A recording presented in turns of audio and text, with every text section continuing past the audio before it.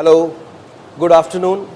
I am Dr. Bhavesh Vajifdar, interventional cardiologist from Mumbai at Lilavati Hospital, and today we are going to discuss about the transradial procedures. I have been fortunate to learn transradial procedures from the father of transradial program, Dr. Ferdinand Kimenai at Amsterdam, the Netherlands. And I started doing transradial procedures right from the year 2000. And with me, I have another senior colleague, Dr. S.K. Chugh. It's a pleasure to have you here, sir. Thank you. And Dr. Chugh is the professor and head of department of the Jaipur National University, and he's an excellent interventional cardiologist. Importantly, he has been doing transradial procedures from the year 1997 when he first trained for the transradial approach at Toulouse in France. So Dr. Chugh, can you take us through your story, which perhaps will reflect on how transradial started in this part of the world? So can you tell us something about this? Yeah, 1997, I was at Toulouse and I was trained by Jean Fajade, Jean Marco. And in those days, radials had just started and France was very actively involved in radials. And I was actually working as a registrar in cardiology in London. And I went there, and then after a few months, I came back to the UK, met Dr. Jim Nolan, and he's a pioneer in the UK. In those days, it used to be 2% in the UK. Transradials were only 2%, and there was a lot of opposition even there, Yeah. And then subsequently, I had the opportunity to work in Canada. I worked at Victoria, which was a fully radial center, and I was amazed to see that, everything was being done radial and hardly anybody knew about that center. So coming back to India was like coming back on a time machine, and there was hardly any radial here. I met with Dr. Tejas Patel and maybe one or two other guys were also doing radial at that time. And slowly, we started building on our radial experience and Yes. Teaching people about radials, doing radial courses. We started this Radial Live, which we still do. And this year it's going to be in 2019, 3rd February at Samrat. This year it's Chip Radial. Wow. Chip Radial at Radial Live. And the interesting story is, when I came back to India, we were scared that, if we failed, we would not be allowed to do, because as it is, there was so much opposition. And so to be precise and accurate, we started doing sizing of the radial arteries, and then we started looking at the Doppler to make sure the radial was patent when we got into it. We sized our hardware accordingly. Then we started looking at the cubital fossa to see if the bifurcation was normal, so that if we found an anomaly, we would cross over to the other side beforehand. It would be like a pre-selection, pre-procedure selection. And that sort of became a theme with us, and we still do that sizing, although I don't look at that data at all. So do you still advocate, because we do not do a radial ultrasound before doing a radial procedure? Well, like for us, every patient, unless... You see, right now we're collecting data, although I don't look at the sizes, but the data is being collected to see if it actually made a difference to our practice. But I think it does make a difference when you are in your early days. And clearly, when I trained on those bigger arteries, in the Caucasian arteries, the Indian arteries are much smaller. The average Indian artery, radial artery, is about 1.7 to 1.8 millimeters. And most of the radial arteries in the Western world are 2 millimeters or more. So clearly it was a bigger challenge, and we did not want to fail. And so fortunately, we got a very good publication out of this, and we are kind of leaders in this, in measuring the radial artery, doing a pre-procedure ultrasound. This was published in Cath Cardiovascular Intervention in 2013. Right. And that was the first sheath sizing protocol which got published. And today, as you know, people are going back to it when they have to use bigger size sheaths. 7 French, they still use that to make sure that they are not overdoing it, because all these instances of the avulsion of radial artery and all those kind of things happen when you stretch it too much. And of course, the spasm begets spasm. So when a patient walks into the cath lab and you see it's a short-statured lady, you know that the radial artery is going to be small. So the hazard of radial artery spasm is going to be higher. So you want to know which is the biggest artery. It could be a radial or an ulnar. So if you have the measurements, at least in that subset, you'd be able to preempt any possibility of getting into spasm and crossover or failure. So, that sort of becomes an advantage in select cases now, Yes. even in our today day-to-day practice.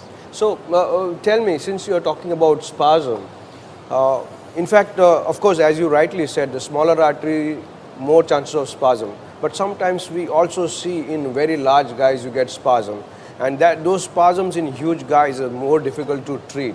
So can you tell us how you prevent a radial spasm, and then if it occurs, how do you tackle it? You know, I think the important thing is you don't want to, let's start with the puncture. I think the puncture should be the best, the first puncture is the best puncture. Yes. If the patient is anxious or having pain, I think we need to preempt that. You shouldn't wait for pain to develop and then start treating, because by then spasm has started, then spasm begets spasm and it keeps getting worse. Right. So we have our own spasm grades, which was published in Cath Cardiovascular Yes, I Intervention. remember reading that. Yes. Yeah. So so grade 3 is when you have to pause, and grade 4 is when you have to cross over. So I think it's important to keep all of them below grade 3.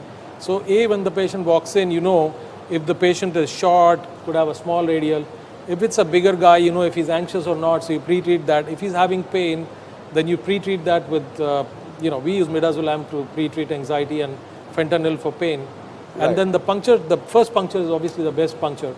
And then obviously the hardware that we use, we shouldn't overstretch it. So if it's a short guy, you don't want to use 7 French straight away unless you have an idea of size. And then not too many exchanges. If you do too many exchanges, the chance of getting into spasm is more.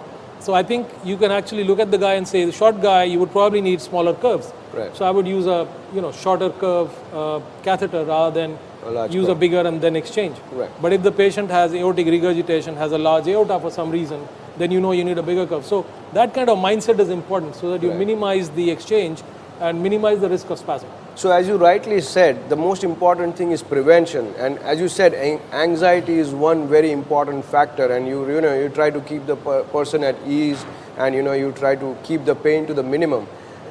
Along with that, I think one more important factor is the patient being underhydrated. So if you have a person who is fasting for a long period of time, and if he has been on diuretics, and if he is hypovolemic slightly, then do you think these patients are at a little higher chances of getting a spasm? Yeah, because you would have difficulty puncturing, and so when you poke it 2-3 times, you've initiated that vicious cycle of spasm. So how long does your patient fast prior to a radial procedure? No, all of our fasting patients get intravenous fluid, which is managed according to the left ventricle.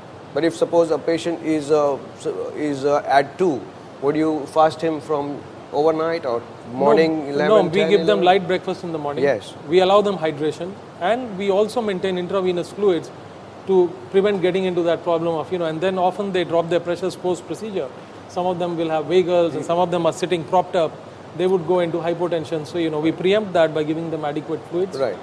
It's very important because we give a lot of vasodilators to these patients, and in fact there's a lot of discussion about what kind of a cocktail to use for preventing a spasm. And I remember when I was working with Dr. Kimnai, we had a couple of publications where we used to have a machine pull back the radial sheath, and it would measure what kind of force is required to remove that. And then based on that, we made recommendations of whether to use NTG or Dilzem or what kind of a sheath. So I think it still is very important to... Yeah, in our practice, we always use diltiazem. Nitroglycerin is only in select cases, the pressure is good. And if you think that there's more trouble, more spasm than what you would anticipate, but usually it's 5 milligram of diltiazem. And what we do is, once the sheath is in, we give that.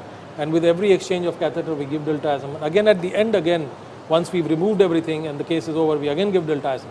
So that has sort of kept the, I think it's helped the patency rates as well. Right. And, I think let's begin with another important aspect, which is forearm hematoma. Yes. I mean, I haven't seen a compartment syndrome in my practice of more than 16,000 cases, but then these are reported, and I think it's important to be very aware that what kind of hemostasis do you use in your practice? Right. So I think forearm hematomas to some extent are a little common. Discoloration is very common, but compartment syndrome or something really has it, I think is almost like negligible. Because as you rightly said, even I think in the last 18 years, more than maybe 13,000 patients, and we have not had a single patient with compartment syndrome. So I think, of course, if it happens, it could be dangerous, but I think we need not worry too much about it. The kind of hemostasis which we use has been somewhat similar since we started in 2018, because still the favorite hemostasis is just by putting a pile of bandage which is put into a bullet form and put your elastoplast bandages across it, which has been going on for years. But of course now we know that if we overdo the compression, then you could have a slightly higher chance of a radial occlusion. Of course, it being subclinical, we really don't bother too much. But now we have so many devices which we use, like we use the TR bands from Terumo, we use the dial kind of a flow which is from one of the companies. When I came back to India, 2002, I brought along with me one of those clamps that we were using Yes. in Victoria, because in those days there were no devices. And so initially I started also develop the program at Bikaner Medical College, and so we used to take the clamp there and do, because one of those occasions I forgot to take the clamp, and so we managed with the bandage, and ever since we've only used Bandages, yes. and although there has been very little published data on this, but recently in our study called Data Study, which I presented at TCT this year, this was a study on distal radial versus right radial access, and we used the gauze ball bandage in both of them. Yes. And the occlusion rate, radial artery occlusion rate, is just about 3%, which is same as what was there using patent hemostasis in the Prophet 2 study. Yes. So I think it works well. It works well, and in our setup, it's very difficult to do a patent hemostasis because it's very labor intensive. Yes. And I think if you just loosen it and you don't have the staff to watch it, then the risk of getting into a hematoma and compartment syndrome would be very high. What about the amount of heparin to be used to prevent radial occlusions? Do you believe in that? Yeah, the standard practice, what we've evolved, after the EVO study, is 5,000 heparin for all diagnostics for an average 70 kg person. In people who are less than 55 kgs or who are touching more than 80-85 kgs, and then we go by according to body weight, 70 units per kg. And for angioplasty, obviously, it's ACT guided. In the primary setting, we would normally not give the full dose initially. There are two ways. Initially, we used to not give heparin till we had engaged the guide, because if you cross over on full dose heparin, if you had to cross over to the groin for some reason, because if you're wasting time, then the risk of hematoma would be much higher. So coming back to this very important issue, because this is where now a lot of people keep asking that if you have an acute MI, are you going to do a radial or not? If you ask me, yes, all my acute MI PAMIs, we start with a radial. Unless the patient is in a cardiogenic shock and you cannot feel the radial, that's a different story. So we know that we clearly have a mortality benefit when you go transradial as compared to going transfemoral. So what started as just a little bit of a patient comfort oriented program, preventing back pains, preventing discomfort during passing urine, but now it has come to a point that transradial procedures in acute coronary syndromes and in acute MIs are known to be reducing the mortality rate as compared to the similar procedure when done to the transfemoral rate. So what do you say? Yeah, I think absolutely true. And 2017, we actually did a survey at the NIC, and we were surprised to find that only 2% of the cardiologists were doing primary angioplasty. Even at Jaipur, people do a lot of diagnostic angiograms. Almost 30-40% would do elective angioplasty. But when it comes to doing primary angioplasty, it's only a very small number. And that is, I think, still the fear of a crossover, fear of failure, fear of delay. There is data now to say that if your door to balloon time does not exceed 20 minutes, more than 20 minutes over and above what you would normally take, it is still better to do a radial because the mortality benefit is still there. Right. So you brought out a very important point which I want to emphasize on, because many people feel that if you are doing a radial procedure, it's going to take you longer. I think there's a small learning curve where definitely you will take a longer time doing a transradial procedure compared to a femoral. But I guess if you are beyond, say, 20-25 cases doing a transradial, I think there is no significant difference between your procedure time if you are doing transradial versus transfemoral. Yeah, so I think that myth has to be... We went through a publication in 2011. We did this consensus, which was published in JIMA. Job et al., Job and Tiffman, they wrote a paper on on which and how should operators be graded in terms of increasing their complex cases. And so it would start with diagnostics, then go on to 1A, then go on to 1B, then go on to 1C.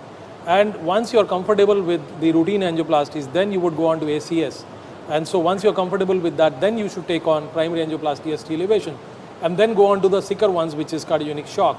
So I think it's important that one should not embark on doing primaries right in the beginning of their practice, but once they are comfortable, and sometimes it can take years based on the number of cases people are doing. Sometimes it can take up to 10 years to become comfortable, and that is why I think the number of primaries is not that much right now with transradial access. Well, I think the trend over here in Mumbai is slightly different, and I think most of the young guys who are trained now are radialists. In fact, we feel that they are much more comfortable doing radials rather than femorals, and I think so. So the trend for even doing primary angioplasty through radial is good in this part of the country or this city at least. There's always been this debate about cardiogenic shock, and if you put a balloon pump, then should you be doing a radial or not, because you've already committed to the groin. Yes.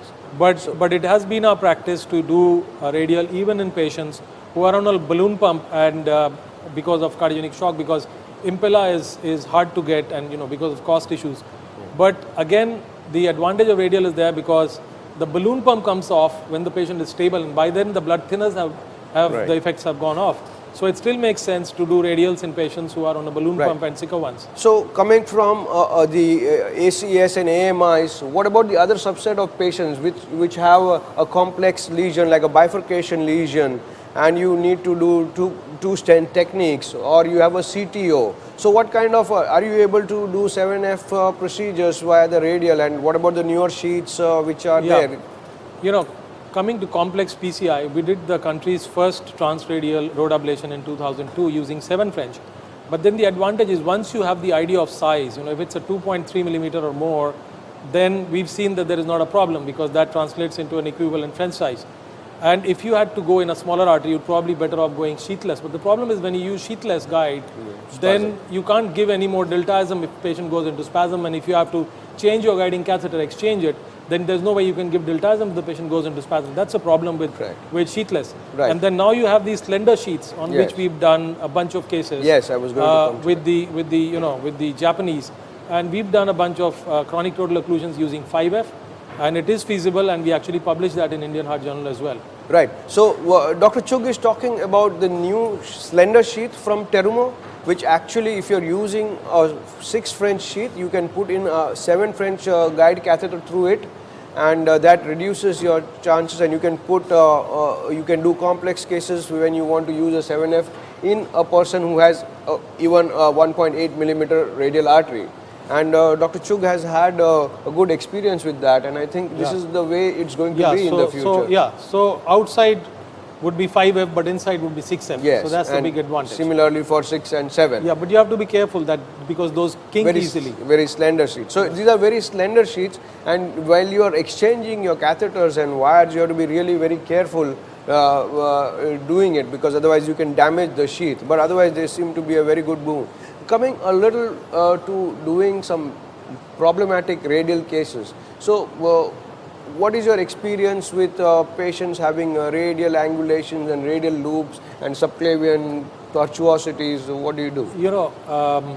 This morning I did a talk on tips and tricks. Yes. And, so there are two things which came out. One is that we've now moved on to distal radial access, which is now our default access.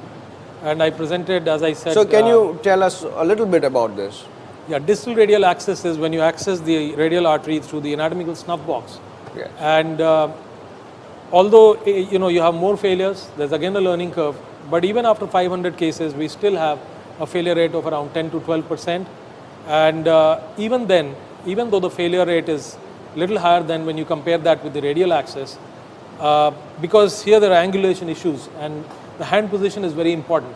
If you don't have an appropriate hand position, which is a little bit of pronation with a little bit of extension at the wrist, then the alignment may not be good, and so your failure rate may be higher. Right. But if you do that, then even then the failure rate is like 10 to 12%. The puncture time may be higher.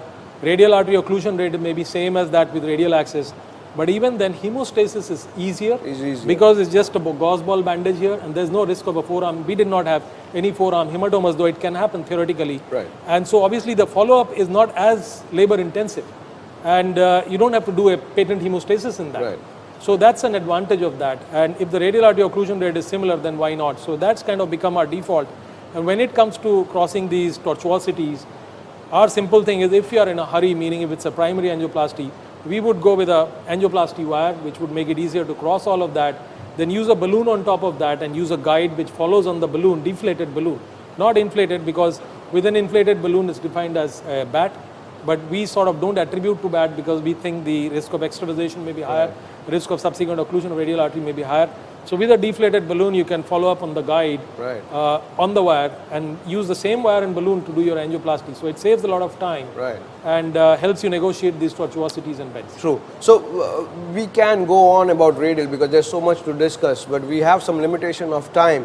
So, but I would like to make a couple of important things for the newer people who want to start doing radials. One question which I would like to ask, do you insist on an Allen's test to look for collaterals? No, I've stopped doing At least in the beginning of the career? What about the beginners? Should they do an Allen's or not? Well, I feel that they should do, but there are a lot of my colleagues who say they don't do it. So, yeah, I think there's no harm in them doing the Allen's in the beginning part of the stage. But we've stopped doing Allen's. Correct. But clearly, if we've accessed the radial, we would not do the ulnar on that side, because that would be a hazard. Although there are case reports, but we would not recommend that. Right. And lastly, whenever you have a problem, though we have a lot of guides and catheters which can engage well from the radial procedure, but if you have a problem, I think one of the easy maneuvers which everyone should learn is to do a deep breath whenever there are a lot of tortuosities and kinks in the subclavians and all.